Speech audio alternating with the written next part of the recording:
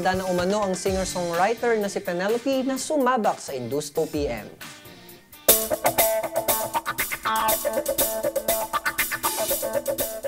Batid umano ng singer-songwriter na maraming talented artists sa bansa at katulad din niya nga singer-songwriter na pumapasok sa industriyang ito.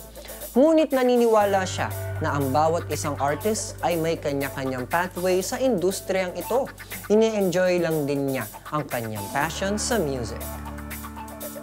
Yun po yung niready ko rin talaga yung sarili ko kasi like in this generation po ng like digital platforms, gusto ko rin po talaga mag-explore ngayon. So very versatile po ako pagdating sa music ko po right now, and yun po, syempre with the help of my team, yun po, kaya po kami nakapag-put up ng iba't ibang klase or like iba't ibang genres po ng song life.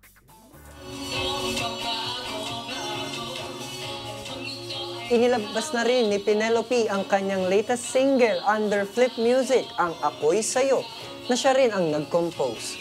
Bukod sa Ako'y Sa'yo, may kolaborasyon din si Penelope sa award-winning singer-songwriter na si Nika Del Rosario.